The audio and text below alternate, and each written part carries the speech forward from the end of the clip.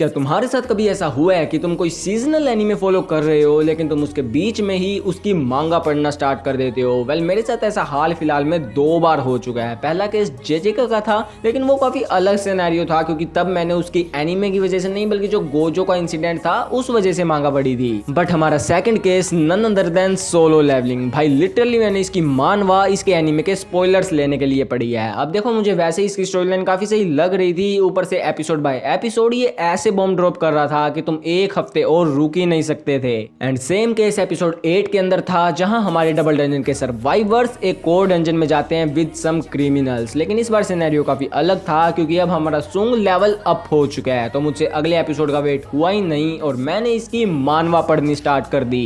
And मेरा इस पे ओपिनियन क्या है, तो पिछले कुछ दिनों से मेरे चैनल के ऊपर वीडियो नहीं आई है सोलो लेवलिंग की वजह से। मैं लिटरली रात को 1-1, 2-2 बजे तक जाग रहा हूँ और सुबह फिर से 6 बजे उठ जा रहा हूँ सोलो लेवलिंग की वजह से। भाई अगर मुझे कॉलेज में भी 10 मिनट का टाइम मिल रहा है, मैं वहां पर भी एक चैप्टर फेल दे रहा हूं सोलो लेवलिंग की वजह से।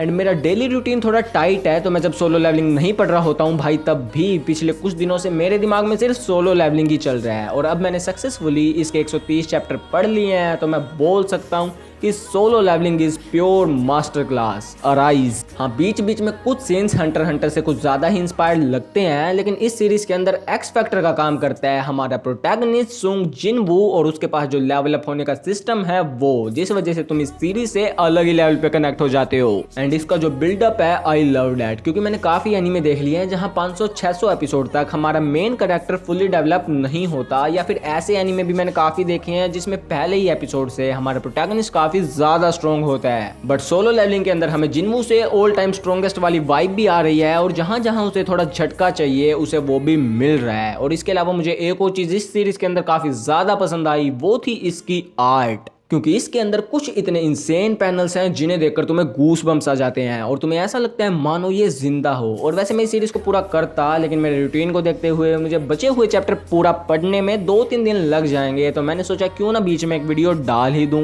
क्योंकि मुझे तुमसे एक सवाल भी पूछना था कि क्या मैं सोलो लेवलिंग की मानवा कवर करूं, और इसका जवाब जरूर देना ताकि मुझे भी पता लगे कि मेरे पास सोलो लेवलिंग के कितने रेगुलर वॉचर्स हैं। अब वैसे तो 50% सोलो लेवलिंग की ऑडियंस ने उसकी मानवा पढ़ रखी है, लेकिन जिन्होंने उसकी मानवा नहीं पढ़ी, तो जो हमें एपिसोड 7 के अंदर डीमन कासल दिखाया गया था उसका आगे क्या होगा, क्योंकि जिनवू वहां से वापस आ गया। इसके अलावा हमें एपिसोड 1 के अंदर हमारे एस रैंक हंटर्स कुछ एंड से लड़ते दिखाए थे, तो वो क्या था, उसका स्टोरी में आगे क्या काम है और वो जिनवू से कैसे कनेक्टेड है। इसके अलावा हमारा जिनवू किस हद तक लेवल अप कर सकता है, जिनवू का डैड इन्हें छोड़कर क्यों गया था। इसके अलावा जिनवू क्या ऑफिशियली एस रैंक हंटर बन पाएगा, क्योंकि हमने देखा था कि फर्स्ट रिवैल्यूएशन में इसका कुछ नहीं हो पाया। इसके अलावा जिनवू की क्या एबिलिटीज हैं, ये सारी चीजें हम कवर करेंगे अगर तुम इंटरेस्टेड हो तो।